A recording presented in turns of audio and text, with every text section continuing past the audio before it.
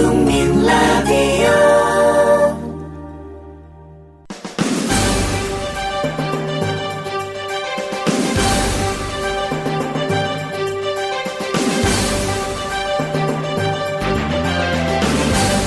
정치평론가 이강윤의 오늘.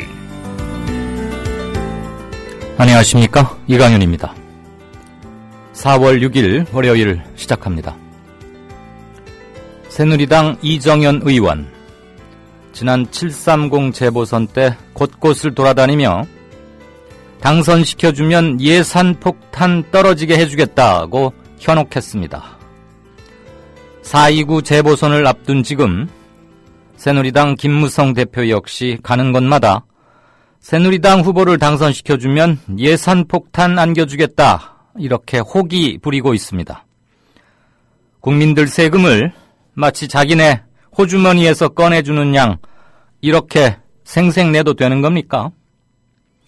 여지까지도 세금을 자기들 입맛대로 배분해왔다는 자백으로도 들리고요. 국민들 혈세로 나라 예산 만들어 주었더니 이렇게 제멋대로 쓸 수 있다고 당연하게 생각하다니 어이가 없습니다. 예산을 선거 때 표와 거래하는 게 당연하다는 저런 발상 자체에 쐐기를 단단히 박아야 합니다. 잠시 후 시작합니다. 주 기자님, 지난 주말에 콘도 다녀왔는데 진짜 좋았대. 주 기자님은 콘도 회원권도 갖고 있나 봐요? 부럽다. 이번에 회원권 114 거래소에 의뢰해서 싸게 구입했다는데? 콘도 회원권은 비싸지 않아요? 회원권인데? 근데 이 콘도 회원권이라고 다 비싼 게 아닌가 봐. 회원권 114에 알아보니까 종류도 많고 다양한 상품들 엄청 많던데? 그러면 우리도 봄 여행 한번 알아볼까요? 콘도는 회원권 114에서 구입하고요. 02-544-6114번 02-544-6114번 회원권 114는 인터넷과 모바일 앱에서도 검색할 수 있습니다. 콘도 회원권 거래는 회원권 114 02-544-6114번으로 바로 전화해보세요. 경아, 오랜만에 경아를 만나서 너무너무 좋군. 저도 좋아요, 선생님. 오늘따라 경아의 얼굴이 유난히 빛이 나는 걸. 마치 밤하늘의 샛별처럼 말이야, 경아. 선생님이야말로 건강한 청년처럼 변하셨어요. 뭐랄까, 그 이전의 무기력한 선생님이 아닌 야성을 다시 찾은 사나이? 처음엔 나도 새싹 땅콩차가 숙취에만 좋은 줄 알았어.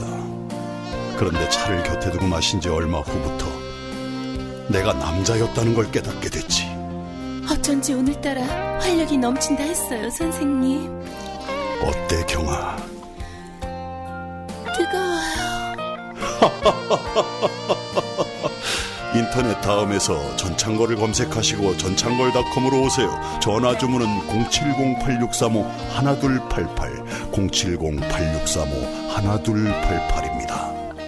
주말들 잘 보내셨는지요? 주말 동안에는 세월호 가족들이 안산을 떠나서 1박 2일에 걸쳐서 자기 가슴에 묻은 아이들, 자식들 영정을 안고 안산에서 서울 광화문까지 100리길을 걸었습니다. 가랑비가 내리는 가운데 다들 하늘도 그들의 길을 슬퍼하며 내리는 비라고 그렇게들 얘기를 했습니다. 오늘 4월 6일 지금 세월호 가족협의회 대표단은 해수부 장관 면담을 위해서 세종시에 가 있는데요. 장관하고의 면담은 아직 확정이 되진 않아서 원래는 한 2시경에 기자회견을 하고 장관 면담을 시도하는데 그 후속 상황은 제가 유경근 대변인하고 문자 메시지나 이런 걸 연락이 되면 알려드리겠고요. 내일쯤 인터뷰를 시도하도록 하겠습니다. 오늘 4월 6일 월요일 맞아서 국민TV, 국민라디오 봄철 개편 첫날입니다. 다들 들어 아시겠지만요. 이강윤의 오늘도 좀 변동이 있습니다. 우선 시간대가 1시간 빨라져서 4시 30분부터 6시 59분까지 90분간 진행이 됩니다. 그리고 저를 도와서, 그리고 저를 도와주실, 그리고 청취자분들께 뉴스와 프로그램 서비스를 해주실 두 분이 합류하셨습니다. 임대웅 PD님과 김효진 PD입니다. 임대웅 PD님은 제가 특별한 감사의 말씀을 이 자리를 빌어서 꼭 좀 드리고 싶습니다. 아시다시피 뉴스성 시사 프로그램인 이강윤의 오늘은 돌발 상황이 많고 귀찮은 일도 많습니다. 그런데 임대웅 PD께서 이 귀찮은 프로에 PD 맡는 것을 자임해 주셨습니다. 다들 이렇게 맡기 꺼려 하셨나 봐요. 근데 이렇게 손 딱 드시고서 이강윤의 오늘 내가 하겠다. 그래서 후배들과 선배들에게 다 모범이 됐다는 그런 뒷얘기도 들었습니다.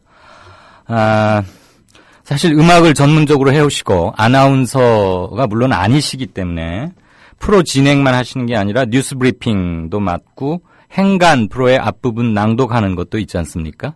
그래서 처음에는 약간 본인도 좀 걱정도 많이 하고 계시던데 조금 청취자 여러분들께서 들으실 때 낯이 설 수도 있겠습니다. 그렇지만 그런 정도 감안해 주시리라 믿고요. 그리고 또 한 분, 우리 김효진 PD, 국민TV 라디오국의 아주 기둥이죠. 노조위원장 중책도 맡고 있는 감투도 크던데. 뉴스 골라내는 것, 그리고 중요한 일 중에 하나입니다. 진짜 인터뷰 섭외, 이런 것들 맡아서 지원해 주기로 했습니다. 그래서 임대웅 PD와 김효진 PD, 이 두 PD의 가세로 앞으로 좀 더 알찬 프로, 그리고 좋은 호흡, 그리고 이전보다 훨씬 강화된 소통 체제로 퀄리티 높은 정통 시사 프로그램을 지향하겠습니다. 그리고 제가 1년 전에 다짐해드렸던 발등이 가려운데 구두 위를 긁지는 않겠다. 이것은 물론 여전히 유효합니다. 더 노력하겠습니다. 자, 개편 첫날 시작하죠. 임대웅 PD님 어서 오십시오. 네, 안녕하십니까. 네. 이렇게 좋은 방송, 또 훌륭한 앵커이신 존경하는 이강윤 선생님과 같이 방송하게 돼서 정말 영광입니다. 제가 많이 부족하지만 네, 열심히 해보겠습니다. 아유, 이렇게 면전에서 이렇게 칭찬을 들으니까 청취자분들께서 네. 아니 이 사람들 첫날부터 이거 너무 이러는 거 아니냐. 네, 많은 지도 편달 부탁드립니다. 이거 완전히 즉석이었습니다. 저는 네. 인사말을 준비를 했고 네. 임대웅 PD께서는 그냥 바로 애드리브로 하시네요. 자, 임대웅 PD가 전하는 첫 번째 뉴스 브리핑 시작하겠습니다.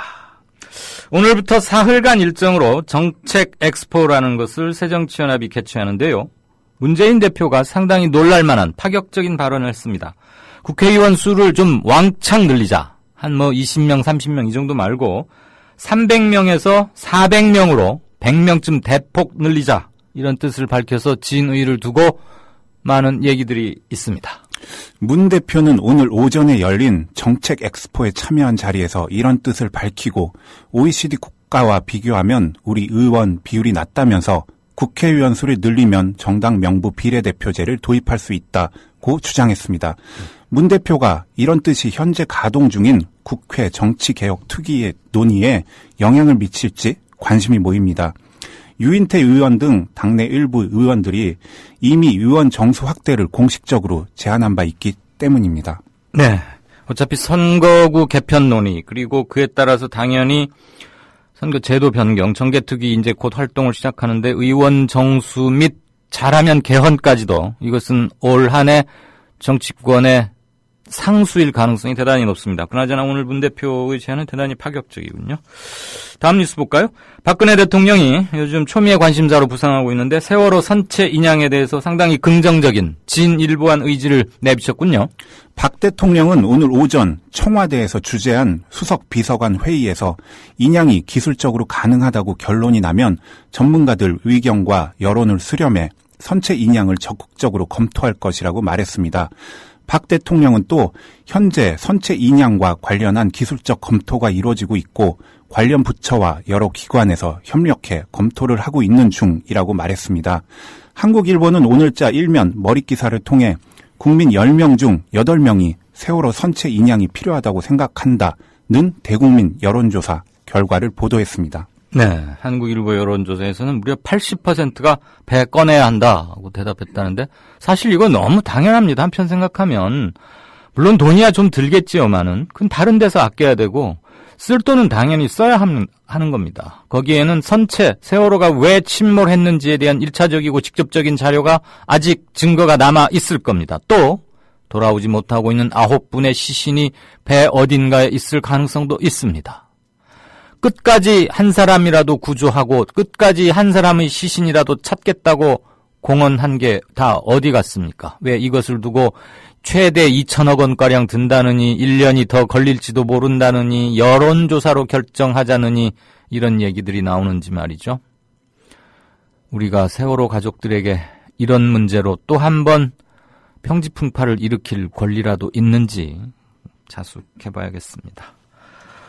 네, 다음 뉴스 보죠. 새정치나 문재인 대표가 오늘 이명박 전 대통령이 해외 자원개발 국정조사의 증인으로 출석하는 것을 전제로 나도 그러면 나가겠다. 그러니 이명박 전 대통령 당신도 나오시오. 이렇게 공개적으로 요구했습니다. 문 대표는 오늘 오전 국회에서 열린 최고위원회의에서 새누리당은 제가 증인으로 나가면 이명박 전 대통령도 증인으로 나온다고 했다면서 내가 나가겠다. 이 전 대통령도 나오시라고 촉구했습니다. 문 대표는 이어 이 전 대통령은 해외 자원개발 주요 국정과제로 추진하고 독려한 총책임자로 국민 의혹에 답할 의무가 있는 만큼 새누리당 뒤에 숨지 말고 진실 앞으로 나설 것을 촉구한다고 말했습니다. 문재인 대표도 증인으로 나와야 한다며 국조 투기를 무력화시켜온 새정치연합 김무성 대표는 문 대표의 발언을 정치공세라고 일축했습니다. 김 대표는 이 전 대통령에게 뚜렷한 혐의도 없는데 증인으로 채택해야 한다는 것은 특위를 하지 말라는 소리로밖에 볼 수 없다고 주장했습니다. 김무성 대표는 또 전직 대통령을 그렇게 함부로 다뤄도 되겠느냐고 따졌습니다. 네, 김무성 대표는 제가 직함을 여지껏 잘못 알고 있었던 모양입니다. 저는 새누리당 당 대표인 줄 알았더니 이명박 전 대통령 MB의 경호실장이자 대변인이었군요. 자, 국회 박상옥 대법관 후보자 인사청문 특위 내일부터 열리게 돼 있는데 안상수 창원시장이 청문회 증인으로 참석키로 했다고요? 안상수 시장은 오늘 창원시 공보관을 통해 사건의 진상이 왜곡되는 것을 막으려 고민 끝에 청문회에 참석하기로 마음을 정했다는 입장을 밝혔습니다. 안상수 시장은 1987년 박종철 고문치사 사건 축소 및 은폐 의혹에 대한 검찰 수사 당시 수사팀 검사였고 박상옥 후보자는 그 수사팀의 말석 검사였습니다. 안 시장은 이런 이유로 정영근 전 안전기획부 대공수사 2단장, 최환 전 서울중앙지검 공안 2부장 등 당시 수사에 관여한 인물들과 함께 이번 청문회 증인으로 채택됐습니다. 네. 지금까지 뉴스브리핑의 임대웅 PD였습니다. 앞으로도 깔끔한 뉴스브리핑 되도록 더 열심히 노력하겠습니다.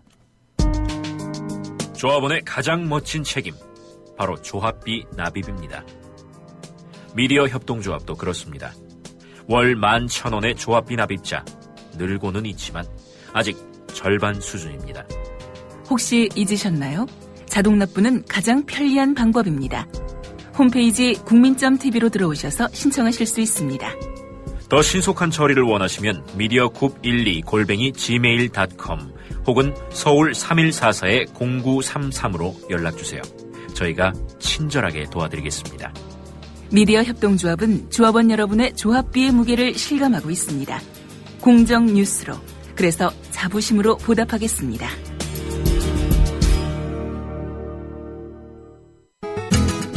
월간 다운로드 수 1000만, 팟캐스트계의 에이스, 국민 라디오가 광고주를 찾습니다. 직접 찾아서 선택해 듣는 방송, 청취 몰입도가 높은 방송, 지상파 케이블 광고와 차원이 다릅니다. 부담 없는 가격, 소비자의 열띤 반응, 전혀 다른 광고의 블루오션을 경험해 보십시오. 국민라디오 @gmail.com으로 문의해 주시면 상세히 안내해 드리겠습니다. 4월 6일 오늘 개편부터 경제뉴스 브리핑을 월수금 주 3회로 늘렸습니다. 담당은 역시 헤어룸 인베스트먼트의 오진근 대표입니다. 어서 오십시오. 예, 안녕하세요. 1% 초저금리 시대에 대부업체들이 이렇게 많이 받습니까? 연 최고 35%의 대출금리로 폭리를 취하고 있다고요? 예, 그렇습니다. 허허. 한국은행이 기준금리를 1%로 내린 가운데 대부업체들의 조달금리가 4%대로 대폭 떨어졌습니다. 그렇지만 주요 대부업체들은 법정 최고금리인 연 35%를 받고 있어서 서민들의 분노를 사고 있습니다. 5일 대부금융협회에 따르면 주요 20개 대부업체 가운데 원캐싱, 미즈사랑, 산화대부, 조이크레디트 등 13개 대형 대부업체의 대출금리는 법정 최고금리인 35%를 적용하고 있습니다. 기준금리가 내려가면서 은행들이 연 2.6%대 주택담보대출 상품을 내놓고 있는 상황이고 저축은행과 상호금융회사, 카드사 같은 경우에도 카드론이나 현금 서비스 금리를 일제히 내리고 있는데 대형 대부업체들만 요지부동이어서 지나친 폭리를 취하고 있다. 그런 지적들이 나오고 있습니다. 이거를 어떻게 좀 끌어내리는 수가 없습니까? 연 35%라는 게 이게 말이 됩니까? 은행에서 돈 빌리기 힘든 사람들이 할 수 없이 가는 곳 아닙니까? 여러 가지 형편이 어려운데. 네. 그런 사람들한테 이렇게 살인적인 고금리, 원래 뭐 대부업체가 뭐 그런 데라고는 하지만 그래도 이건 기준금리가 1.75%인데 거기다 뭐 시중 콜금리 뭐 어쩌고 뭐 한다고 해도 35%면 이게 도대체 몇 배입니까? 이게 계산도 잘 안 되는데. 이거 어떻게 법을 고쳐야 내립니까? 어떻게 합니까? 이런 거는? 예, 연말에 법을 새로 고쳐야 되는 상황이 있는데 사실 뭐 금융감독원이나 국회에서 조기에 금리를 최고 이자 상한을 내리는 그러한 것을 할 수가 있거든요. 국회에서 결정해 줘야 한다 이거죠? 예, 그렇습니다. 국회 말고 정부에서 이것을 뭐 조정하거나 그럴 수는 없어요? 할 수 있죠. 금융위원회 이런 데서. 금융위원회와 금융감독원에서 네. 의지만 가진다면 네. 지금 당장이라도 10%를 내릴 수 있다. 저는 10%포인트 정도? 예, 10%포인트 내릴 수 있다. 25%까지는 지금이라도 당장 내릴 수 있다. 이렇게 보고 있습니다. 상한선을 정할 그런 정도의 행정력은 갖고 있는 거 아닙니까? 관청들이. 야, 이건 정말 예, 그렇죠. 너무한데. 대부업체들 마진이 12%로 은행의 1.5% 마진에 무려 8배 폭리다. 지금 이 말이잖아요, 또? 예. 최근에 대부업체들이 저금리 때문에, 조달금리가 9%에서 5%로 내려왔고, 그리고 대출 모집인 규제 때문에 이것도 수수료가 7에서 10%였지만 지금 5%로 대폭 내려왔습니다. 그리고 연체율이 10%에서 7%로 내려왔고, 여기다 관리 업무비 5%를 더하더라도 비용은 22%인 걸로 나타났습니다. 그렇기 때문에 대출금리가 35%면 마진이 12%에서 13%포인트가 되기 때문에 이것은 은행의 순이자 마진 1.5%포인트에 비하면 무려 8배가 넘는 폭리를 취하고 있습니다. 8배. 네. 대부업계에 일본 자금들이 상당히 들어와 있죠? 네, 그렇습니다. 산화먼, 일본은 제로금리이기 때문에 많이 들어와 있습니다. 산화머니인가 이런 것도 있고 또 국내 저축은행을 이렇게 인수하는 식으로. 네, 러시안 캐시도 있고요. 네, 많이 그래요. 있습니다. 그런데 가장 큰 문제는 아까도 조금 말씀드렸습니다만 이 대부업체를 이용하는 사람들이 주로 저소득층이거나 취약계층들, 즉 형편이 어려운 분들이다 이거예요. 그럼 이분들이 어떻게 이 살인적 고금리를 감당합니까? 이제 못 갚으면 와서 막 행패 부리고 막 이러는 거죠. 대부업체는. 예, 그렇습니다. 신용등급이 6등급에서 10등급, 이런 분들은 이제 대출금리가 10%가 넘어가고, 나중에 35%까지 이렇게 되는데. 신용등급별로 차등 적용된다? 예, 대출금리가. 그렇습니다. 네. 그래서 6%에서 35%, 마지막 10등급은 66%까지도 올라가는데 이것은 사실상 불가능하기 때문에 정부에서 좀 신경을 써야 되는 게 아닌가 그렇게 싶은데요. 지금 대부업 이용하시는 분들이 255만 명 저소득층 취약계층인데 대학생들하고 주부들하고 실직자들 그리고 노인들 이런 분들이 이용하고 있는데 네. 한국은행에서 기준금리를 내리면 대출금리, 수신금리를 내린 것은 금융업의 기본이다 이렇게 얘기하고 있는데 지금 금융위원회라든지 국회에서 이러한 법 개정을 미루고 있어서 좀 곤란하고요. 제가 생각할 때는 금융감독원이 나서서 25% 이하로 낮추도록 이렇게 하고 연말에 하든지 아니면 그 전에 하더라도 빨리 내리는 것이 낫다고 생각합니다. 알겠습니다. 의지의 문제다 이거죠, 한마디로. 네. 2월달 경상수지가 64억 4천만 달러 흑자, 그래서 36개월, 3년 연속 흑자를 기록했는데 이게 실은 그렇게 좋은 것만은 아니다. 즉 불황형 흑자다 이 말입니까? 예. 사실 36개월 연속 흑자라면 전 세계적으로 상당히 경제 상황이 좋은 것인데요. 그렇지만 실제로 이제 수출의 성장 기여도는 45%로 5년 최저치를 기록했습니다. 전두환 정권 때인 1986년 6월에서 1988년 7월까지 38개월 최장 흑자 기록이 있습니다. 이때 3저 호황이라고 하는데요. 네. 이때가 86 아시안게임과 88 서울 올림픽이 있었고, 그 당시 3저 호황은 저유가, 저금리, 저환율로 수출 경쟁력이 일본보다 상당히 유리했기 때문에 이때가 한국 경제가 상당히 좋았던 때입니다. 근데 이제 올해도 경상수지 흑자가 사상 최대인 무려 940억 달러나 기록하기 때문에 이건 상당히 좋은 내용인데 그렇지만 흑자의 질이 굉장히 나쁘다 이렇게 보고 있습니다. 흑자의 질이 나쁘다. 흑자라서 마냥 좋아할 게 아니고 실은 그 속에 뒤에 공포가 빠질 수도 있다. 숨겨져 있다. 이런 얘기죠. 예. 자, 그 경상수지가 지금 말한 대로 이렇게 흑자이긴 한데 실제 수출이나 수입은 대폭 줄었다고요? 네, 2월 수출은 406억 달러로 1년 전보다 15% 줄었고 수입은 333억 달러로 22% 감소했습니다. 그러니까 이제 그 축소된 흑자인데 이것은 글로벌 금융위기 이후로 5년 반 만의 최저치입니다. 수입 감소의 원인을 보면은 국제유가가 절반이나 폭락했고 근본적으로는 내수 침체가 원인이다 보고 있는데 내수가 침체된 가운데 기업들도 설비 투자를 10% 정도 축소하면서 자본주의 수입이 감소하고 있습니다.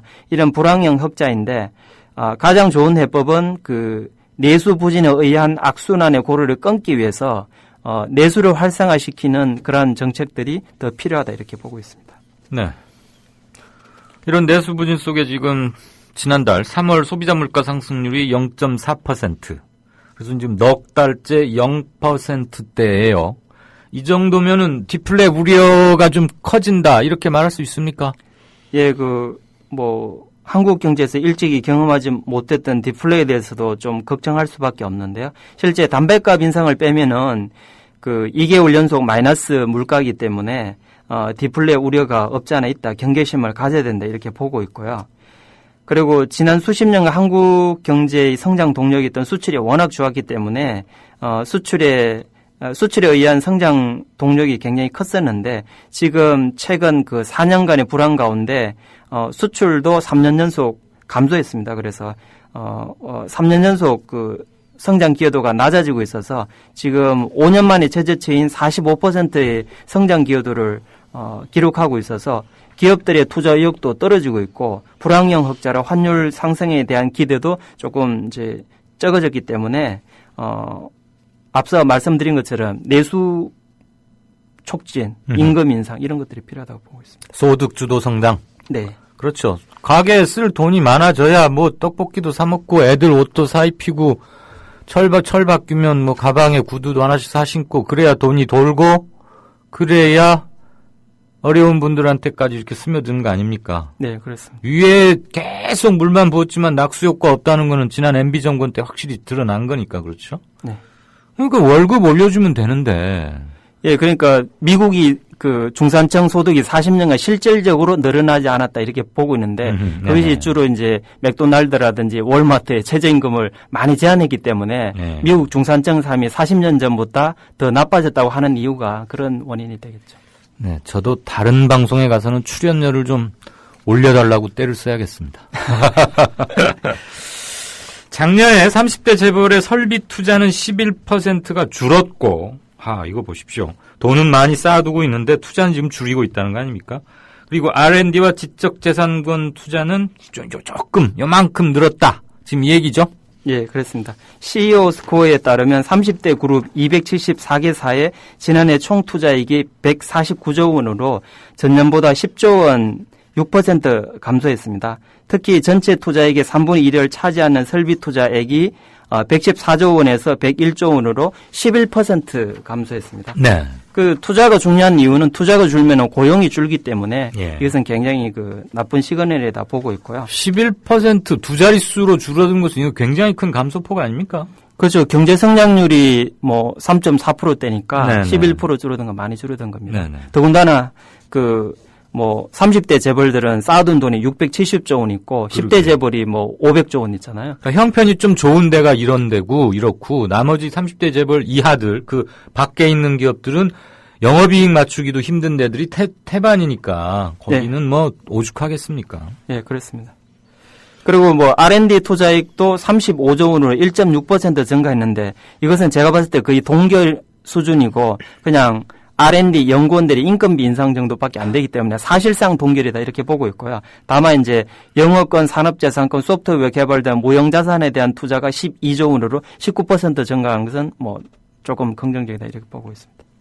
이건 또 증가폭이 상당하네요. 19%. 아직 우리가 초기여서 그런지. 근데 절대 금액이 뭐 작은 편이 12조 원밖에 안 되기 때문에 전체 투자 150조 원에서는 적은 편입니다. 그러니까 조금만 늘어나도 지금은 퍼센트는 크게 나올 그때군요. 예. 이제 이게 규모가 커지면 뭐 증가폭은 상당히 줄어들 수밖에 없겠네요.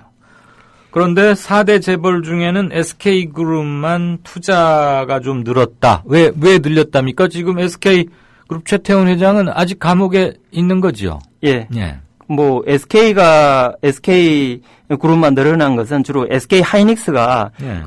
지금 2년째 올해로 뭐 3년째 반도체 호황이 있기 때문에 그 설비 투자가 늘어난 효과가 있는 것 같습니다. 그래서 SK 그룹 같은 경우는 25조 원 투자했는데 작년에 한 3% 정도 증가했고 무형자산 투자액이 2조 7천억으로 2배 정도 증가했습니다.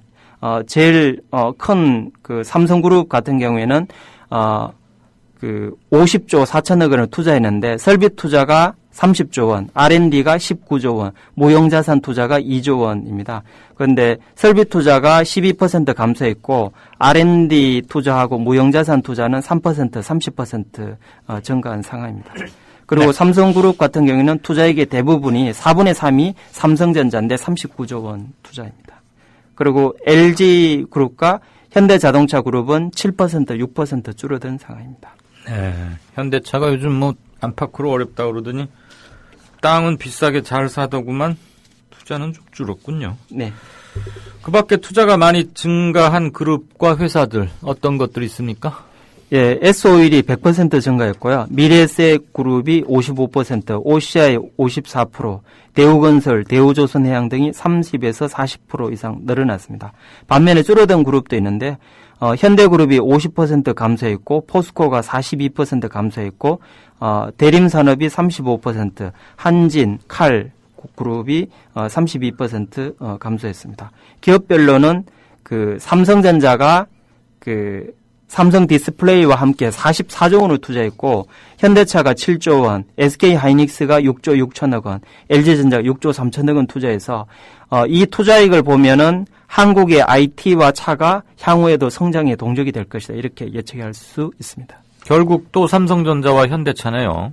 예, 그렇습니다. 그러니까 그 재벌의 그 뭐랄까 돈의 선수랄까? 예. 경제건 운동이건 마찬가지인데 특정 선수 의존도가 너무 강하면 그 선수가 어디 아프거나 부상당하면 전력에 큰 공백이 생기는 거 아닙니까? 그렇죠. 그 이제 삼성그룹에 대한 투자 의존도가 높고 삼성그룹 스마트폰에 대한 의존도가 높았는데 그것이 애플에 밀려서 한번 휘청했을 때 상당히 어려움을 겪었는데 그런 위험성이 있습니다. 냉장고, 텔레비전 팔아가지고는 돈 거의 안 남는다면서요? 예. 반도체하고 지금 휴대전화로 버티고 있는데 휴대전화가 애플한테 하고 그다음에 중국의 샤오미니 뭐니 막 양쪽에서 치여가지고 샌드위치 압박당한다고. 예. 그래서 작년에 굉장히 어려웠고 올해 이제 갤럭시 S6로 반격을 노린다 이렇게 되겠죠. 예. 한번 기대해 보긴 봐야겠는데, 뭐 삼성이 잘 나가는 거야 좋지만 근본적으로는 국민들의 삶의 질의 향상에 기여하고 삼성이 갖고 있는 실질적인 재계의 파워나 상징성을 감안했을 때 소득주도 성장 같은 것을 이끌어낼 수 있어야 삼성이 국민기업으로서의 의미를 획득하는 건데 지들만 혼자 잘 나가고 연말에 한 200억 내고 저 신문에 피플란에 조그맣게 저 뭐 사랑의 열매인가 그거 돈 내는 거 한번 하고 보도자료 하나 내고 끝내면은 그게 뭐 국민기 뭐겠어요 그게. 그러니까 삼성그룹이 임금을 동결한 것은 잘못된 시그널을 제기해 주는 거라고 보거든요. 네. 그래서 물론 삼성 금융 계열사들은 그걸 좀 의식해서 뭐 3%가 올렸는데 네. 삼성전자가 임금을 올리는 것이 당연하고 그리고 그것을 뭐 다른 그 업체들도 임금 인상에 방점을 두는 것이 저는 맞다 이렇게 보고 있습니다. 가만히 누워있는 이건희 회장은 무슨 1670억 원인가를 배당액으로 받아가던데 쇠 빠지게 1년 동안 열심히 저 일벌처럼 일한 삼성전자 직원들은 동결한다 그러면 그거 좋아하겠습니까? 더군다나 다른 회사에서 거 봐 잘 나간다는 삼성도 동결했는데 우리가 지금 올려줄 수 있을 때니? 그러면서 다 자기 직원들한테 그러지 않겠어요? 삼성전자 봐라 저기도 그러는데 조금만 더 참아. 그럼 뭐 최경환 부총리가 아무리 임금 올리자고 해봐야 누가 따라오겠습니까? 예, 삼성전자 임금 인상이 굉장히 잘못됐다 저는 그렇게 보고 있습니다. 이랬더니 칼세라는 조합원께서 닉네임 쓰시는 분께서 칼같이 막 하나 올려주셨는데 삼성전자 사장 연봉 아마 이게 휴대폰 담당일 겁니다. 예. 145억 원이라고. 예. 등기 임원이니까 좀 많겠죠. 연봉이 145억 원이면 1년이 365일이니까 하루에 한 4천만 원쯤 버는 거네요. 네. 맞죠? 제 계산이? 예. 그러니까 삼성전자 직원 연봉이 평균 1억인데 145배니까 좀 뭐 월가나 좀 미국식 연봉을 준 거죠. 하루에 4,200만 원씩 번다? 예. 예, 알겠습니다. 다음 뉴스 합시다. 올 1분기 조선업 수주량을 따져봤더니 한국이 계속 고전하다가 3년 만에 다시 세계 1위를 탈환했네요. 네. 중국을 따돌리고 수주 세계 1위를 탈환했습니다. 국제 조선 해운 시황 분석 기관인 클락슨에 따르면 올해 1분기 전 세계 선박 수주량은 562만 CGT. 이 CGT라고 하는 것이 컴파운드 그로스톤인데요. 그러니까 표준 화물선 환산 톤수. 그러니까 그냥 간단히 말하면 톤인데 이제 화물이니까 예. 이렇게 한 건데 자세한 거는 네이버에서 알아보시면 하시고. 네. 예, 211척입니다. 그래서 근데 이제 발주량이 작년에 3분의 1로 감소합니다. 그게 문제군요. 예. 그러니까 조선업 업황이 좀 안 좋다 이런 얘기네요. 예, 그렇습니다. 그러니까 발주량이 3분의 1 감소하고 척 수로는 4분의 1이나 급감했기 때문에 상당히 어려운 가운데 한국이 1위를 차지했는데 1분기에 한국의 수주량은 41%를 수주했고 일본은 29%를 중국은 24%를 수주했습니다. 근데 여기서 주목할 게 중국 업체들이 3년간 1위를 하다가 3위로 밀린 이유 있는데 이것은 그 중국 업체들의 최대 주력선인 벌크선 시황이 악화됐습니다. 벌크선은 이제 곡물이나 예. 곡물이나 석탄 같은 걸 주로 부가가치가 제일 적은 배죠. 만들기도 쉽고. 예, 그렇습니다. 네. 벌크선, 컨테이너선, LNG선 있는데 네. 중국의 주력이 이제 시황이 워낙 나쁘기 때문에 이런 일이 벌어졌습니다. 우리도 조선 초기에는 벌크선 하다가 이제 조금 부가가치가 높은 LNG선 같은 걸로 왔는데 실제 돈 많이 버는 건 크루즈선인데. 그렇죠. 이게 크루즈선은 최고 부가가치. 관광 이런 수요가 일어나야 그 오더가 들어오는 거지. 전 세계가 지금 불황이다 어쩌다 막 뒤에 공포 이러는데 누가 뭐 크루즈 얼마나 타겠어요. 또 배 하나 만들어 놓으면 한 30년씩은 기본적으로 타는데 말이죠. 어쨌거나 조선업 수주 잔량 이제 이게 중요한 건데 수주 잔량 기준으로는 여전히 중국이 1위 그리고 우리가 2위 그다음에 3위 일본 이런 순서라고요. 예.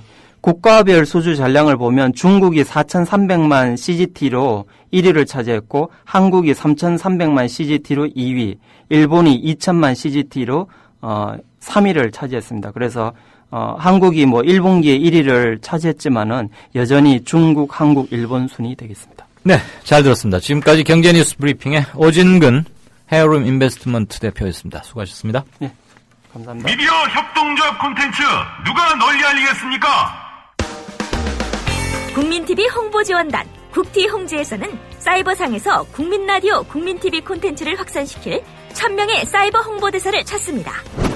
국민라디오, 국민TV의 소중한 콘텐츠 확산, 공정언론과 민주주의 실현을 위한 확실한 디딤돌이 될 것입니다. 미디어 협동조합의 좋은 콘텐츠를 널리 알릴 아름다운 손길이 되주세요. 자세한 문의 이메일은 국민TVPR@gmail.com입니다.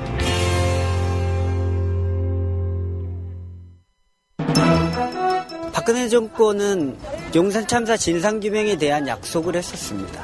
후보자 시절에.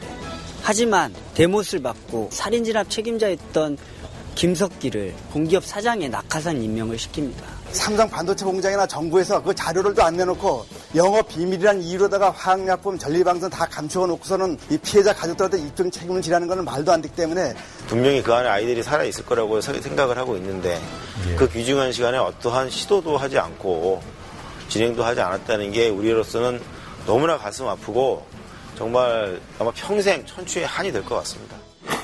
권력이 불편해하는 사람들, 그래서 발언권을 잃은 사람들, 그들의 목소리를 거침없이 전파하는 뉴스 K. 장악당하지 않은 뉴스 K. 밤 9시, 당신의 선택을 기다립니다. 네. 정과산책 한국일보 양정대 기자, 안녕하세요. 네, 안녕하세요. 1시간 빨라졌습니다, 우리 데이트가. 네, 그러네요. 네. 박근혜 대통령이 세월호 선체 인양에 대해서 예전과는 달리 조금 긍정적이고 전향적인 입장을 내놨네요. 요즘 초미의 관심사로 부상하고 있는데. 예, 그렇습니다. 오늘 박근혜 대통령이 청와대에서 수석 비서관 회의를 주재한 자리에서 한 얘기인데요. 선체 인양과 관련해서 기술적으로 가능하다는 결론이 나오면 유가족과 전문가들의 의견을 적극 수렴해서 인양을 적극 추진하겠다, 이렇게 얘기를 했습니다. 네. 지금 인양 문제와 관련해서 지금 오늘 조선일보 유기준 해양수산부 장관 인터뷰 기사 아마 다들 보셨을 텐데요. 예. 우리 조선일보 잘 안 봐요, 솔직히 말하면. 그 인양 비용과 관련한 얘기를 이제 900억에서 2천억 정도 할 텐데, 이런 정보들을 좀 국민한테 알리고, 국민들의 여론을 수렴해서 여론조사로, 인양 여부를 결정을 하겠다, 이제 이런 얘기를 한 게 있고요. 오늘 저희 한국일보하고, 그다음에 서울신문이 주말 새에 여론조사를 해서 발표를 했는데요. 80%가 하자고 그랬다며. 저희가 조사한 거는 77% 정도. 네. 77%의 국민들이 꺼내야 한다. 선체 인양을 해야 된다. 네. 이렇게 이제 찬성을 했었고요. 서울신문 조사는 문구가 좀 다르긴 한데요. 어쨌든 서울신문에서도 한 63%, 4% 정도. 예. 그러니까 이 절대 다수의 국민들이 일반 여론조사 결과를 보면 지금 선체 인양에 찬성하는, 선체 인양이 필요하다, 이렇게 지금 얘기를 하고 있는데, 특히 이제 저희 한국일보 조사 결과를 보면 이 선체 인양에 대해서 이 찬성하는 의견에 거의 대부분이 진상규명이 필요하다는 겁니다. 그렇죠. 그러니까 지금 여전히 사실 진상이 제대로 밝혀지지 않았고, 네. 그리고 그것 때문에 선체 인양을 통해서 당시에 어떤 일이 있었는지를 명확하게 규명하는 것, 이것이 이 세월호 참사를 우리가 이 받아들이는 가장 기본이 돼야 된다, 뭐 이런 것에 이 많은 국민들이 여전히 이 공감을 하고 있는 거고요. 서울신문 조사 결과를 보면 박근혜 대통령이 세월호 참사 이후에 약속했던 그런 약속을 제대로 지키지 않았다는 대답이 또 절대 다수입니다. 예. 그런데 이제 오늘 박근혜 대통령이 인양 문제와 관련해서 그동안에 이제 구체적인 입장을 한 번도 얘기를 한 적이 없었고요. 네. 그리고 정부 여당 쪽에서는 이 유승민 새누리당 원내대표가 좀 적극적으로 인양의 필요성을 얘기를 했고, 취임 초기에 그랬죠. 네.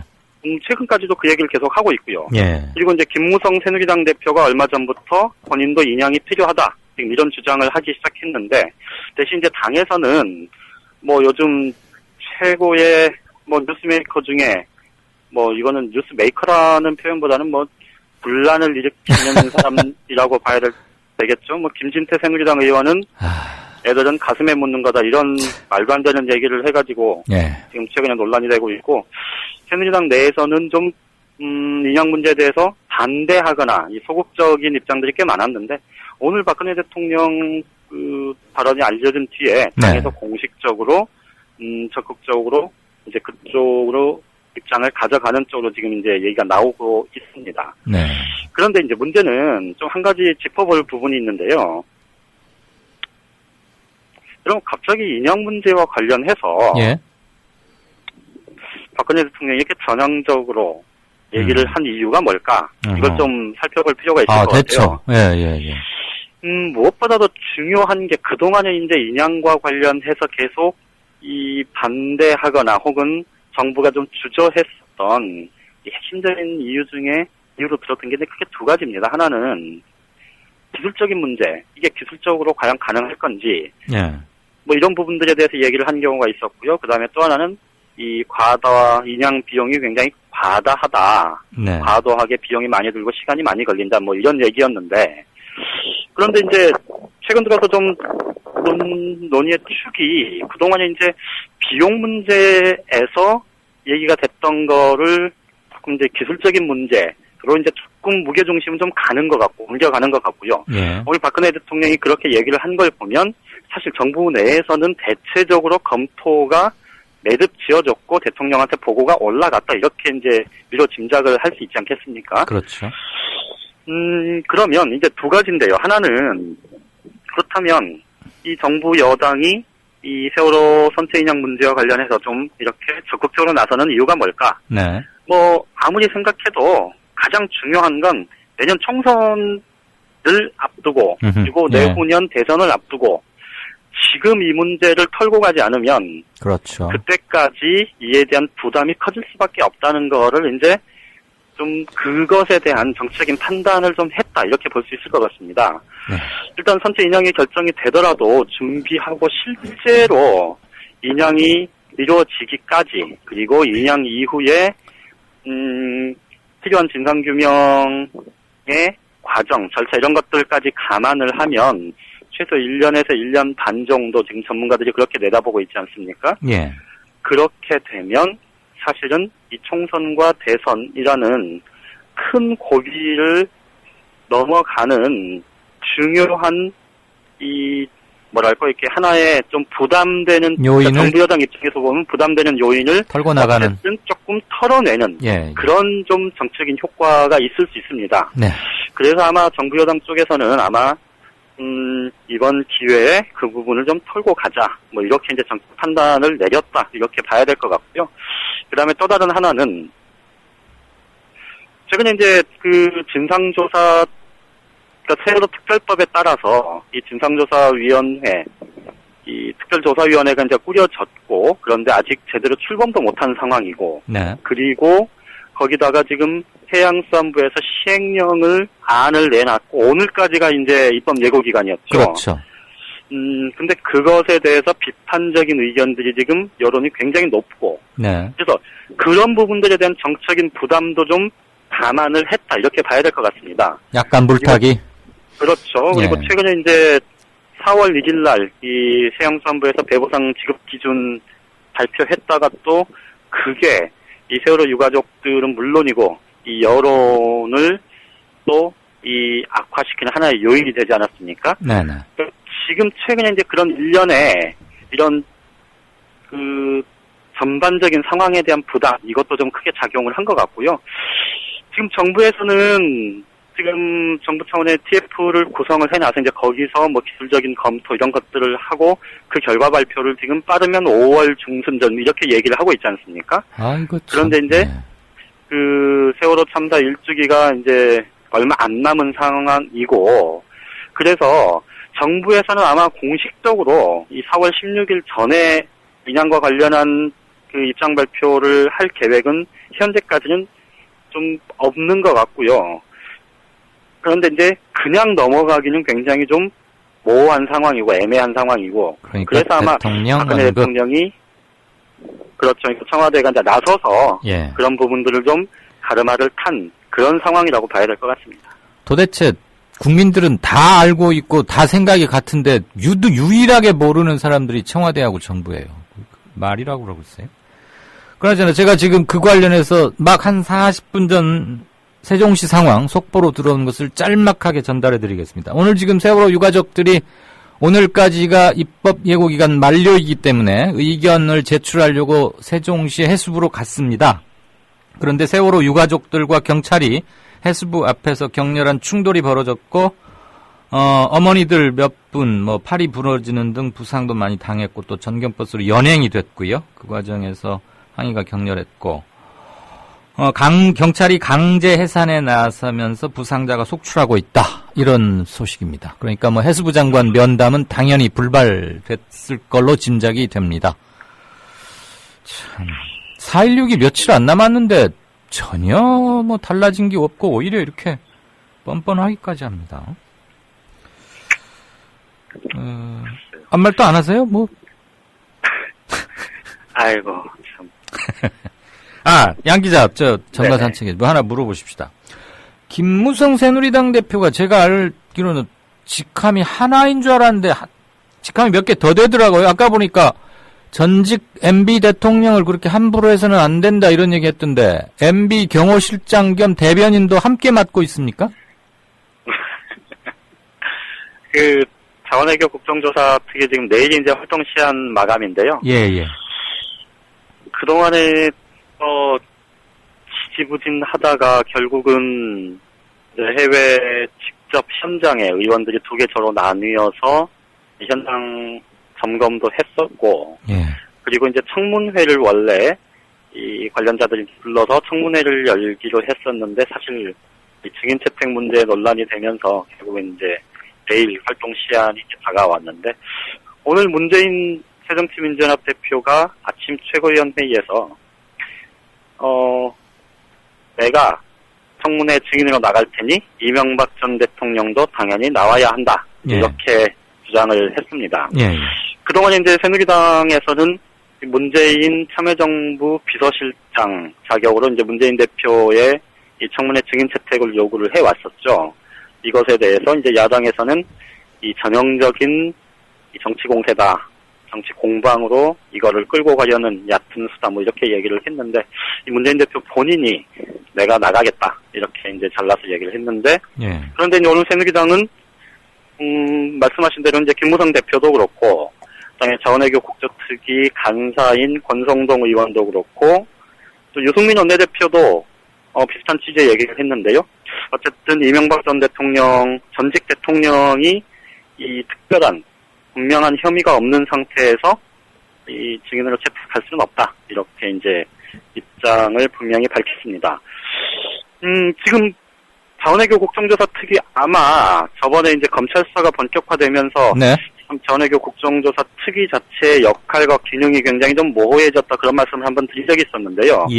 그런데 어쨌든 아무것도 못하고 특히나 이명박 전 대통령뿐만 아니고 그 주변에 심지어 이제 지식경제부 차관을 했었던 사람조차도 아무도 핵심 인물이라고 꼽아왔던 많은 국민들이 그렇게 생각하고 있는 어느 한 사람도 지금 청문회에 출석을 못 시킨 상태에서 끝이 나면 여야 모두 사실 부담이 굉장히 클 거고 그래서 이제 사실 새누리당 입장에서도 이게 엊그제 이제 감사원에서 이 사무총장이 이 대부분의 자원외교 개발 이 돈 들어간 게 재정 들어간 게 MB 정부 때였고 그래서 이게 앞으로도 이 자원 공기업 3사가 굉장히 좀 문제가 될 거다 이런 얘기를 직접 했기 때문에 사실 그런 저간의 사정들을 감안을 하면 이 정부 여당 특히 새누리당도 이 아무 일 없다는 듯이 그냥 내일까지 활동 시한을 유야무야 끝내는 것에 대해서는 정책 부담이 굉장히 클 수밖에 없을 겁니다. 그래서 이제 아마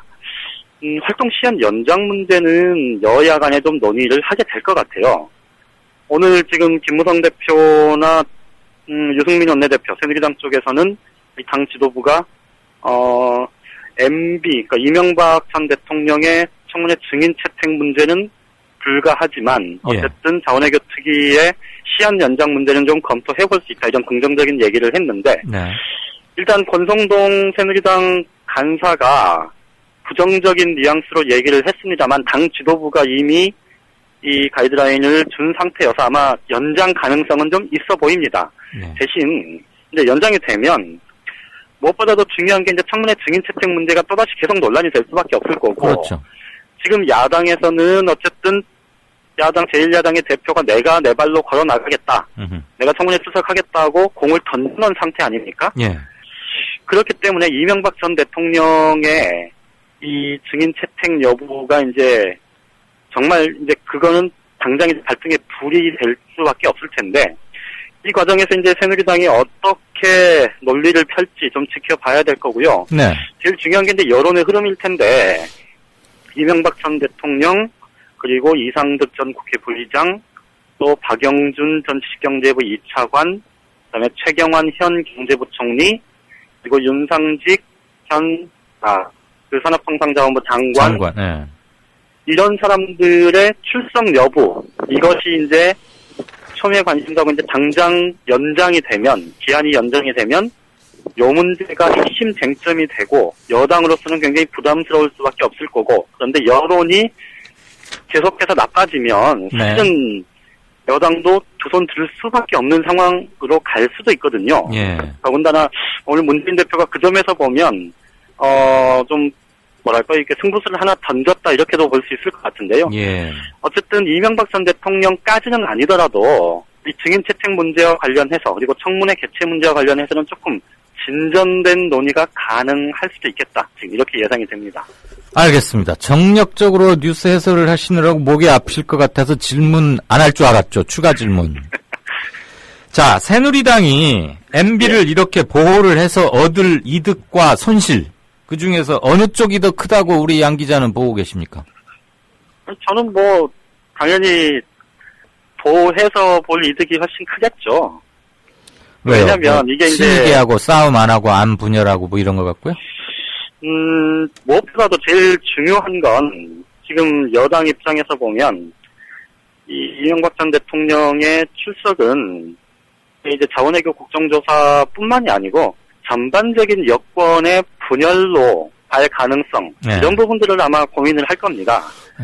그러니까 이 주변을 때리면서 계속 압박하고 그러면서 옴짝달싹 못하게 하는 그런 정도의 정치적인 효과는 자신들도 뭐 충분히 기대하고 뭐 의도는 할 수 있을 텐데 이명박 전 대통령 본인이 이제 직접 출석을 하게 되면 여기에 이제 자원외교 국정조사와 관련한 여러 가지 논란들뿐만 아니고 이 전반적으로 여권의 큰 흐름 자체가 아무래도 친이 친박, 친박 주류하고 이 비주류 사이에 이 감정적인 골 이런 것들이 격화될 수밖에 없을 거고 이거는 뒤집어 보면 과거 이명박 정부에서 박근혜 정부로 이 정권 재창출하는 그 과정, 둘러싼 논란 이런 것들로까지 이 비약될 가능성을 배제할 수 없는 겁니다. 그러니까 아무래도 다른 사람들은 몰라도 MB가 직접 이 청문회장에 서는 상황, 이 상황만은 좀 여당 입장에서는 어쨌든 이거는 친박 주류들도 마찬가지일 겁니다. 그래서 그 부분만은 아마 결사적으로 막으려고 아마 하지 않을까 싶습니다. 누구는 수사도 잘하더니 참 잘 알겠습니다. 달라진 개편 그렇지만 우리 정가산책 고품격 그리고 양정대 차장의 심도 있는 분석 이것은 시간대 개편과 상관없이 쭉 계속될 것입니다. 고맙습니다. 네, 감사합니다. 네, 정가산책 지금까지 한국일보 정치부의 양정대 차장이었습니다. 국민 라디오를 또 국민 TV를 읽는다? 미디어 협동조합 콘텐츠의 관문 국민TV 뉴스를 아시나요? 뉴스K 등 국민TV의 모든 기사, 조간 브리핑 등 국민 라디오의 인기 콘텐츠, 주요 방송의 녹취와 뉴스메이커와의 대담, 주요 원고 대본이 여러분을 기다립니다. 국민 라디오와 국민 TV를 한눈에 만나세요. news.국민.tv 모바일 접속은 m.news.국민.tv 부활 최재민, 신하위 김민기 두 드러머가 만드는 세상에서 가장 황홀한 쇼 DD쇼 지금 오이랑 양파 계속 먹고 있거든요. 오겹살 같은 거 좋아했는데 그냥 대표 삼겹살로 얇은 걸로 바꾸고. 제가 이승환이라고 하는데 만나 뵙고 싶다고 그랬더니 하필 그날이 만우절이어가지고 4월 1일 할인은 세다 뭐 이런 분위기로 그래가지고 네. 아, 직접 하시는군요. 네, 20년을 같이 팀을 했는데 그걸 모르십니까? 김동완 씨는 외국인 팬들이 많아가지고. 저 친구는 신촌에서 일을 하고 있고요. 한국어를 공부하려고. 저 만취했을 때 몇 번 봤어요. 최재민, 김민기 DD쇼. 매주 월요일 저녁 7시 국민 라디오를 통해 여러분을 찾아갑니다. 상세한 공개 방송 안내는 페이스북 국민 카페 온에어에서 만나세요. 네, 5시 25분 들어왔습니다. 지난주까지만 해도 이제 방송 시작할 준비하고 있었는데, 얼떨떨하긴 하네요. 이제 방송 종료까지 31분 남았습니다. 청취자 게시판 좀 보고요. 저는 시간대가 바뀐 첫날이어서 오늘은 좀 게시판이 썰렁하지 않을까. 평소에 늘 들으시는 분들이 참여가 줄지 않을까 했는데 생각보다 그렇게 줄진 않아서 여전히 활발해서 대단히 감사하다는 말씀 우선 드립니다. 자원 외교 밝히는 거는 여당 국회의원 도둑들한테 맡기면 안 되고 부실한 야권도 믿을 수 없고 국민들이 나서서 할 수 있는 방법은 없을까요, 여러분? 네, 이 관련해서 조금 있다가 이어질 행간에서도 함께 좀 짚어보겠습니다. 소풍 왔어요님. 네. 루키, 총선, 대선, 선거철만 되면 써먹는 추잡한 정치의 대한민국호 변하지 않는 한 난파선이 될 거다. 앞으로 3년쯤 남은 이 정부 걱정이다. 책은 서점에 있겠죠? 어느 책을 말씀하시는지 루키님. 혹시라도 제가 내는 책을 말씀하시는 거라면 이번 목요일 4월 10일부터 금요일이군요. 4월 10일 금요일부터 교보 그다음에 인터넷 서점 이런데 배포가 된다고 연락을 받았습니다. 네, 관심 감사합니다. 세븐아워님, 대통령의 7시간의 그 세븐아워인가요? 이탈리아판 세월호 사건이라고 할 수 있는 콩코르디아호 건져놓고 보니까 좌초 당시에 마약을 잔뜩 싣고 있더라. 그래서 마약 밀매에 관련된 사람이 타거나 아무튼 그전에는 전혀 몰랐던 사실이죠. 근데 선체를 인양하고 나서야 이게 밝혀진 겁니다. 그러니까 이것을 예로 들면서 세븐아워님은 진실이 드러나기를 두려워하는 자들, 그들이 바로 범인이다. 인양되고 나면 여러 가지 것들이 많이 더 추가로 밝혀질 것이다. 예, 재론할 필요가 없는 것 같습니다. 꼭 마약 그런 건 나오지 않는다 하더라도 세월호 선체 고장이 왜 일어났고 어떻게 해서 표류하고 있었고 이런 것들이 블랙박스 이런 건 아니더라도 선체 어딘가에 갖고 있지 않겠습니까? 시신은 모든 것을 증명하고 있는 증거를 갖고 있는 창구다 이런 법의학 용어도 있지만 이게 계속 바닷속에 있을수록 부식돼서 좀 그런 것이 염려되고 선체 인양을 하는 긍정적으로 검토하는데 1년 걸렸다고요? 그 말이 됩니까? 선체 수색 종료한 지가 지금 언젠데 그 작년 12월 아닙니까? 그로부터 4개월 동안이나 뭐 했길래 이제 와서 인양을 검토를 시작한다니요. 무슨 러브투님, 이강윤쌤, 양기자 너무 괴롭힙니다. 여러분들께서 좋아하시고 하나라도 더 정보를 캐고 그러면 앞으로도 계속 괴롭히겠습니다. 네, 이거 반어법으로 쓰신 거죠? 러브투님. 오동팔님께서는 아마 지금 이거 세종시 상황, 이건 어제 광화문 상황이군요. 안산에서 1박 2일 동안 광명에서 하루 자고 백리길을 걸어서 서울 광화문 광장에 도착한 영정을 안고 있는 부모님들 오열하고 있고 어제 마침 식목일이었는데 그 유가족들 삭발한 유가족들로부터 불과 1km도 채 안 떨어져 있죠. 청와대. 식목일을 맞아서 대통령께서는 기념 식수를 하고 흰 장갑을 벗으면서 판대소하고 있더라고요. 끝내 광장에는 나와보지 않았습니다. 지금 우리는 명백히 말하면 세월호 관련 상중이고요. 상중. 대통령은 맞상주 아니겠습니까? 1km 지척에 새끼들을 영정을 짊어지고 백리길을 걸어온 유가족들이 수십 명이 와 있는데 어떻게 맞상주가 나와볼 생각을 안 하는지 말이죠. 제가 바랄 걸 바라야 되겠죠.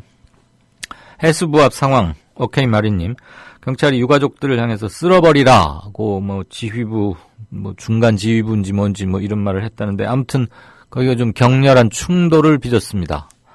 서울이 아니라고 사람 눈 보는데 좀 뜨문뜨문 인적 별로 없는 데라고 이러는지 모르겠는데 정말로 인두겁 이런 말이 생각이 나네요.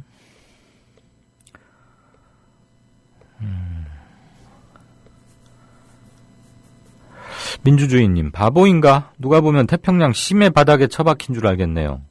그렇죠. 지금 해저 47m에 있습니다. 천안함하고 비슷한 깊이죠. 네.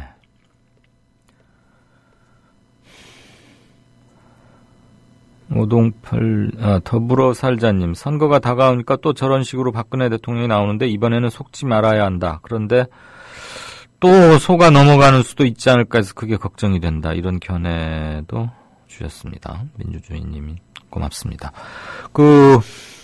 개편 첫날인데 시간이 바뀌고 그렇지만 이렇게 활발하게들 견해들 주시니까 정말 감사합니다. 여러분들의 이런 견고한 지지 이런 것 때문에 우리 프로가 잘 버틸 수 있고 좀 더 나은 프로를 지향할 수 있다는 거, 그런 점 다시 한번 감사드리고 힘을 느낍니다. 대한민국 경제 상황 한 번에 싹 들어옵니다. 역시 이강윤의 오늘 정치 경제 브리핑. 워렌 버핏 67조님, 오진근님, 빠르기도 하네요. 벌써 이 댓글에다가 감사합니다라고 탁 답글을 다셨네요. 공릉동 아줌마님 고맙습니다. 자원봉사도 굉장히 열심히 하시는 분이시더군요. 블루벨벳님, 개편에도 살아남는 국민라디오 대표 프로그램 이강윤의 오늘 잘 듣겠습니다. 고맙습니다. 블루벨벳님. 이렇게 대놓고 칭찬을 해주시니까 좀 쑥스럽긴 한데 개편에도 살아남는? 시간대는 옮겼어요.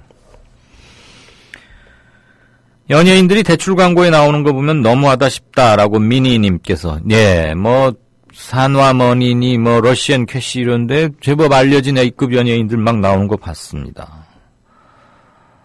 서민 착취하는 건데 말이죠.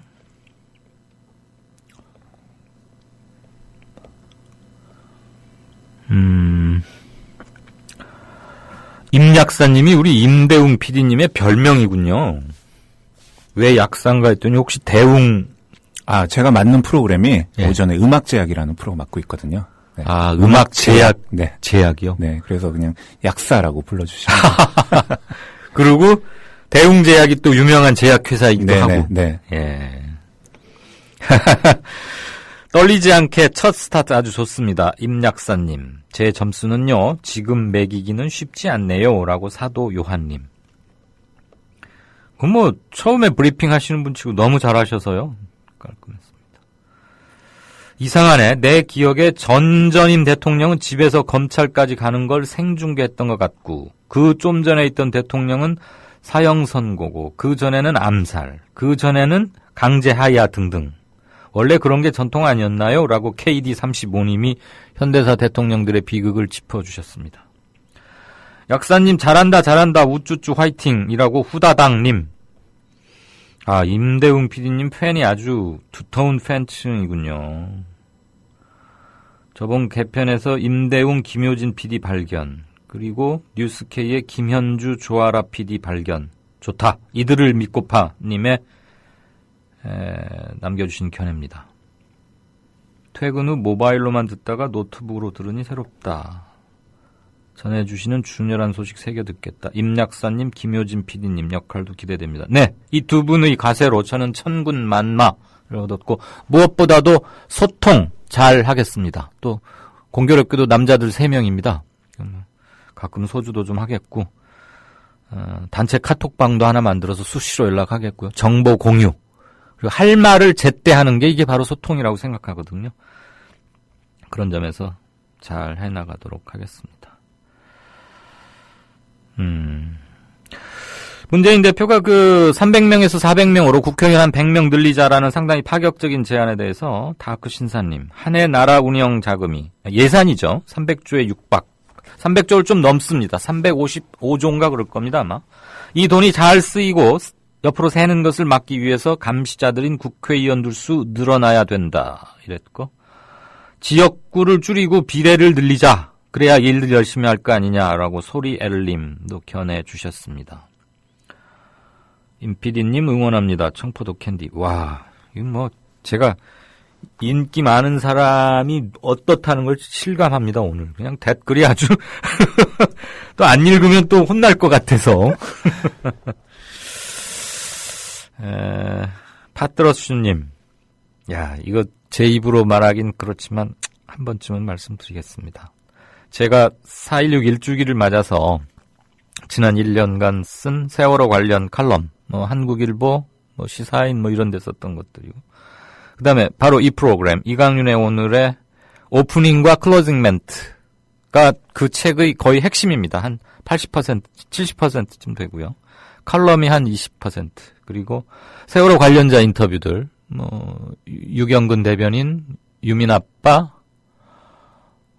또 삼보 일배 중인 이호진 선생, 그리고 이석태 위원장 등등 해서 그런 인터뷰. 그 다음에 노무현재단, 국회에서 열렸던 노무현재단의 학술 대토론회 제가 가서 발표문 이런 것들 해가지고 멈춰버린 시간 2014-0416 앵커석에서 지켜본 세월호 1년이라는 조금 긴 제목의 책을 출간합니다. 이번 금요일 10일 날 이제 배포가 시작되고요. 아마 언론사에도 이제 그때 가면은 그 다음 주가 4.16 일주기니까 미리들 기사를 쓰니까요. 그때 좀 맞춘다고 급히 했는데 어떨지. 무엇보다도 세월호가 왜 이렇게 변질이 됐고 수습책이 지지부진한지 그런 것들 하루하루 4초를 쓰는 기분으로 이렇게 저 나름의 기록을 해온 거라고 봐주시면 되겠고요. 제 저자 사진은 그라제라고 유명한 박승률 조합원께서, 그리고 사파는 임진경 조합원님이 그려주시고, 그리고 무엇보다도 오프닝, 클로징 멘트는 여러분과 함께 호흡하고 울고 웃고 비분관계했고 기뻐했던 그런 여러 가지 소식들을 다 묶었습니다. 그래서 그런 점에서는 여러분과 함께 만든 책 그 자체입니다. 이강윤의 오늘이라는 프로그램이 없었다면 단언컨대 이 책은 나올 수 없었습니다. 세월호 가족분들께 일단 이 책을 바치고요. 그들에게 조금이라도 위로가 되기를 소망합니다. 그리고 두 번째로 헌정 드릴 분은 바로 청취자 여러분들입니다. 네. 파트로슈님 이렇게 책 표지 사진까지 올려주셔서 고맙습니다. 무명의 조합원님, 여태 뭘 하고 있다가 이제 와서 인양에 대한 기술 검토를 시작하겠다는 언플질이냐? 선거철이긴 선거철이긴가 보다. 네, 이랬습니다. 네, 여기까지 일단 보고요. 이따 시간이 남으면 조금 더 청취자 여러분들의 어떤 견해인지를 체크를 한 번 더 하겠습니다. 미디어 협동조합은 2014년 4월 TV 개국 전까지 조합비를 받지 않았습니다. 그래서 창립 이후 1년 1개월 동안 출자금으로 운영해왔습니다. 왜 받지 않았냐고 묻는 분들이 있었습니다. 조합비의 무게가 얼마나 큰지 알고 있기 때문입니다. TV 개국이 이루어졌고 이제 안착 단계에 접어들었습니다. 월 11,000원의 조합비 납입으로 더 큰 발전, 즉 성숙한 동력을 만들어주십시오. 주목받는 방송, 신뢰받는 언론으로 보답하겠습니다. 홈페이지 국민.tv, 서울전화 3144-7737 또는 이메일 mediacoup12@gmail.com으로 신청해주세요.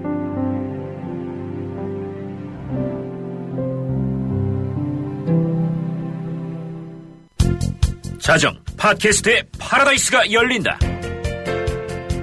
화요일 0시 기생충의 신비로운 세계로 안내합니다. 정준호, 정혜진의 기생충 펀팩트. 수요일 0시 고양이와 사람의 알콩달콩한 밀당.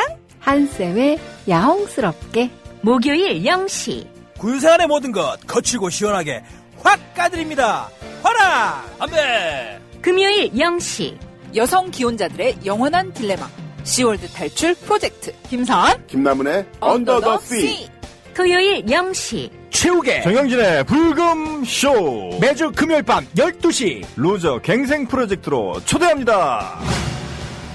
0시 재미와 유익 감동의 한 보따리 잊지 마세요. 국민라디오 채널 고정입니다.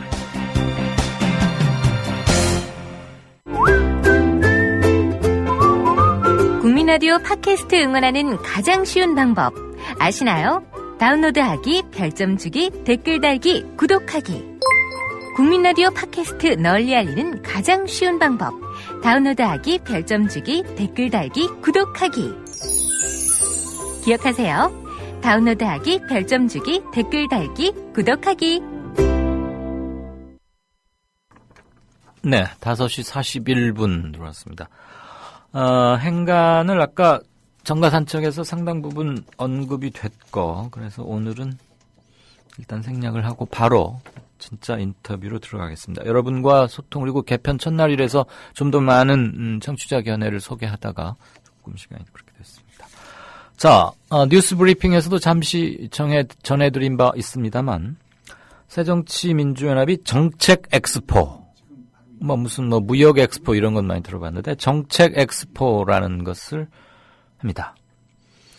오늘부터 사흘간 일정으로 하고 있는데요. 거기에 김진표 조직위원장님 전화로 연결하겠습니다. 네, 그 정책 엑스포라는 것은 우리 그 기존 정당에서는 잘 못 들어본 거죠. 정당의 가장 주요한 기능 중에 하나가 물론 정책을 생산하는 것이고, 정당 정책에 따라서 그 정당의 정체성이 만들어지는 거 아니겠습니까? 그걸 기반으로 같은 생각을 하는 사람들이 모이고 정권 획득을 목표로 하는 게 정당인 거죠. 한국 정당사로서는 처음 시도되는 것 같은데, 새정치민주연합이 오늘부터 시작하는 정책 엑스포, 어떤 일이고 무엇을 하고 있고 처음이니까 또 그 의미도 분명히 있을 것 같습니다. 김진표 조직위원장님 전화로 연결돼 있습니다. 안녕하십니까, 김 위원장님? 네, 안녕하세요. 김진표입니다. 네. 우리 김진표 위원장님은 호칭이 하도 많아서 말이죠. 부총리, 장관, 의원, 도지사 후보. 이게 뭐라고 호칭을 해야 할까? 제가 옛날에 출입기자 할 때는 장관이셨습니다, 그냥. 네, 예. 그런데. 현재는. 예. 우리 새정치민주연합의 국정자문회의 의장을 맡고 있어요. 아, 예. 그러면서 지금 정책 오늘 엑스포? 내일 모레 사흘간 열리는 네. 정책 엑스포의 조직위원장을 맡아서 예. 열심히 뛰고 있습니다. 예, 알겠습니다. 그래서 오늘은 그냥 위원장님이라고 호칭하겠습니다. 네네, 예. 그러시죠. 네. 오늘부터 사흘간 정책 엑스포 시작하는데 저는 정당에서 엑스포 하는 거 처음 들어봅니다. 이거 어떤 행사입니까? 네. 우리나라 정당 사상 최초로 열리는 정책 엑스포라 좀 생소하게 들리실 겁니다. 네. 스웨덴에서는 정치 엑스포라는 이름으로 오랫동안 해서 큰 성공을 거두었죠. 아, 네. 근데 우리나라는 선거법의 제약 때문에 우리 예. 선거법이 이런 거 하면 사전선거운동으로 걸리거든요. 정치 엑스포를 하면. 그래서 예. 정책 엑스포로 바꾸어서 시도했는데 의외로 아주 많은 호응을 얻고 하고 있습니다. 우리 국민들은 정당들이 정쟁하고 싸우는 데는 유능하지만 정책 대결을 하는 데는 좀 부족하다 이렇게 느끼지 않습니까? 그렇죠. 가장 큰 문제점으로 누누이 지적돼 왔죠, 그동안. 그렇죠. 그래서 이제 이 정책 엑스포를 가지고 하니까 국민들의 기대가 큰 것 같습니다. 예. 네, 위원장님. 네네. 그러면 주로 굵직굵직한 어떤 정책들을 가지고 내놓고 설명하고 시민들 만나고 이렇게 하는 겁니까? 네. 취지가 이제 우리 정당이 정책 정당이 되어야 한다 하면서도 국민들이 정당의 정책을 불신하는 가장 큰 이유가 예. 이 정당 정책을 누가 만드냐 하면 각 정당의 전문가들이요. 네. 선거 때 임박해서 표 얻을 목적으로 화려하게 막 떠들고 만들어는 놓는데 이게 제대로 실천이 안 되잖아요. 그렇죠. 그래서 그렇게 해서는 안 되겠다. 정책 정당이 되려면 정책을 아예 만들 때부터 시민과 각계의 전문가들 또 정치인들이 한자리에 모여서 머리를 맞대고 토론하고 고민하고 비판도 받아보고 아하. 그렇게 만들어진 정책이래야 이게 실천 가능하다. 예. 그런 뜻에서 시민들과 전문가들, 시민사회단체, 각 경제단체, 직능단체 이런 데 단체들이 정치인들과 함께 만나서 다양한 형태의 만남의 장, 토론의 장을 만들어 놓은 것. 그것이 정책 엑스포입니다. 한마디로 정책 축제마당이라고 할까요? 예. 그러니까 그래서 지금 크게 나누면 정책 홍보 부스 98개가 있고요. 98개요? 국회 잔디 광장. 국회 광장이 꽉 찼습니다. 아, 그래요? 광장입니다. 몽고 텐트 98개가 국회 잔디 광장에 꽉 쳐져 있는 모습을 상상해 보십시오. 예. 근데 그 광장에는 직능단체들, 각종 직업별 단체들이죠. 예. 의사회, 한의사회, 간호사회, 또 어린이집 연합회, 다양한 단체들이 네. 자기들의 정책 건의사항을 가지고 왜 이게 이렇게 고쳐져야 되는가 하는 걸 홍보하고요. 예. 또 을지로위원회라 그래서 우리 유명하죠, 그건. 가불관계를 시정해야 된다는 그런 주장한 곳이 11곳, 예. 직능단체 40여 곳, 그리고 우리 당 소속의 광역자치단체 9곳과 기초단체단체 39곳이 함께 모두 98개의 부스를 각각 가지고 홍보도 하고 정책 건의도 하고 또 지방자치단체는 그동안 성공한 정책들의 성과를 홍보도 하는 것이죠. 예. 이것이 이제 크게 열리면서 동시에 의원회 간의 전 회의실, 대회의실, 소회의실, 토론회의실, 전 회의실 7, 8개를 동시에 가동해서 끝이 없으시네. 31개의 토론회가 있습니다. 부총리, 위원장님. 네. 그러니까 쉽게 말해서 좀 정리를 하자면 현실과 생생히 밀착돼 있는 그 토대 위에서 정책을 만들고 정책을 그렇습니다. 소통하고 이러겠다는 말씀이죠. 그렇습니다. 그러니까 이제 말하자면 정책 박람회 같은 건데. 맞습니다. 문제는 말이에요.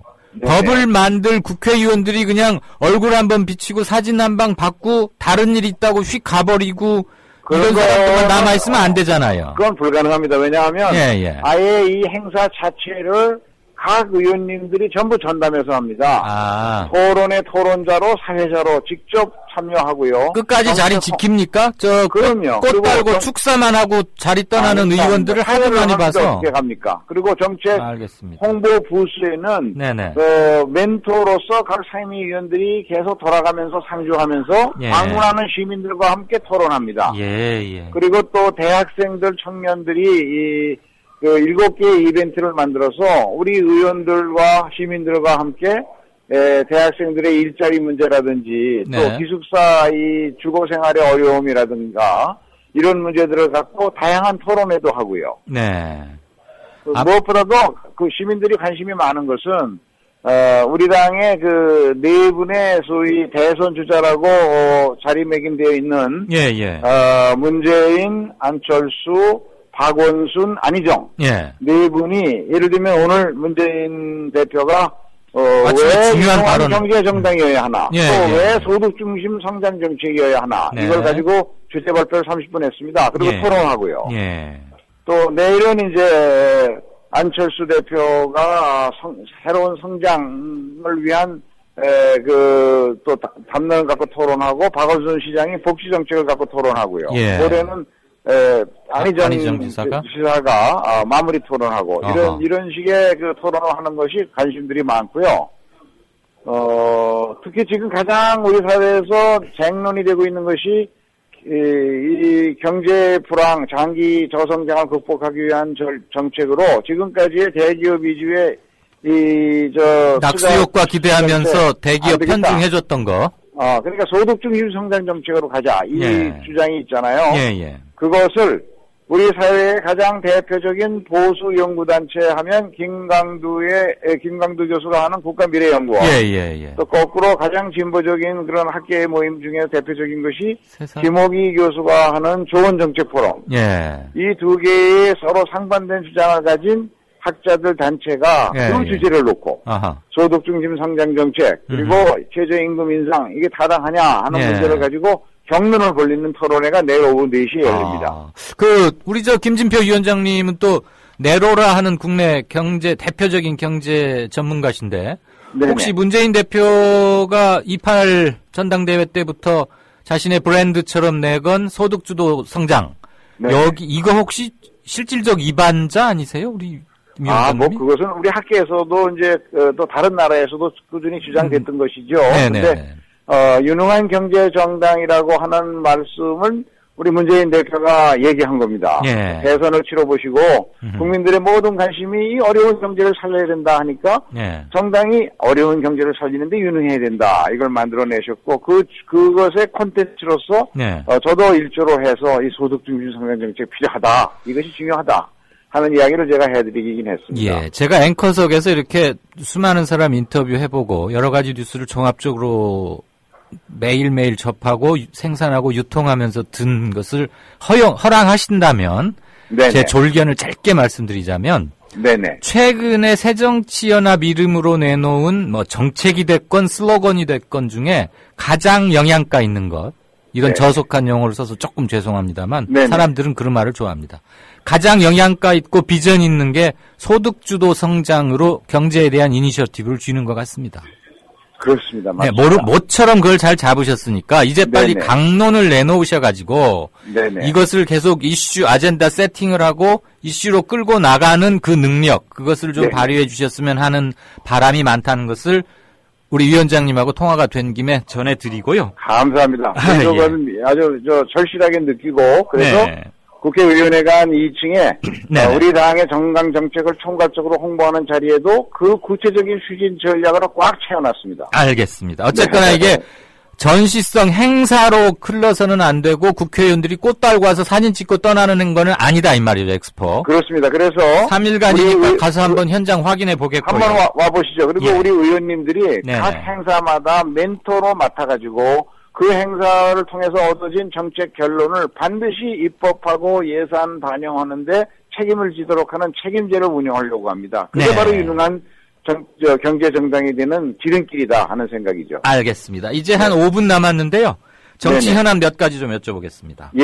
4.29 재보선이 코앞인데, 한 3주일쯤 남았는데, 일각에서는 야권 후보 난립 때문에 최악의 경우에 전패 우려까지도 제기되고 있습니다. 그렇습니다. 걱정입니다. 선거 전망 어떻게 하고 계십니까?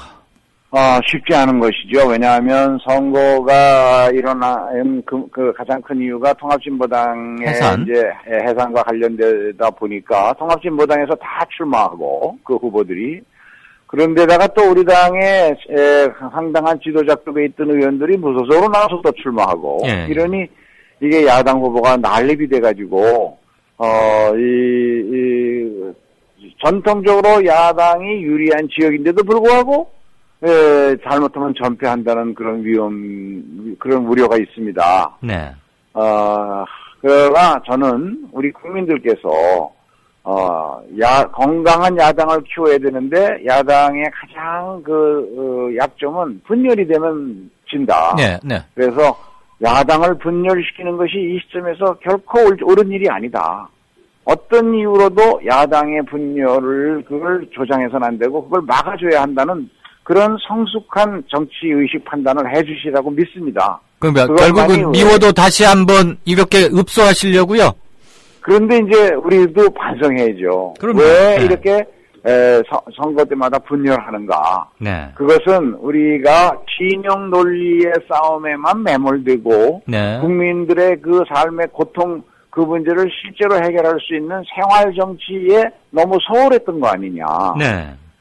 생활 정치를 다루는데 어떻게 분열이 있을 수 있겠습니까? 저는 그런 점에서 우리 정치가 너무 거대 담론 위주의 진영 논리 싸움에서 좀 이제 한 발짝 벗어나서 국민들이 가장 목마르고 가려워하는 그 생계의 문제, 민생 경제를 해결하는 구체적인 전략을 가지고 경쟁하는 정치로 가는데 야당이 바로 정책 엑스포 같은 것을 통해서 탈바꿈돼야 한다.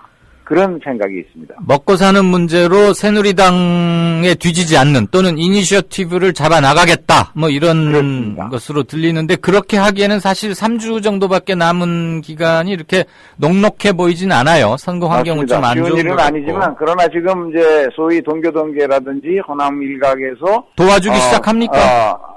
섭섭하다 하는 그런 감정들이 있죠. 네, 그리고 네.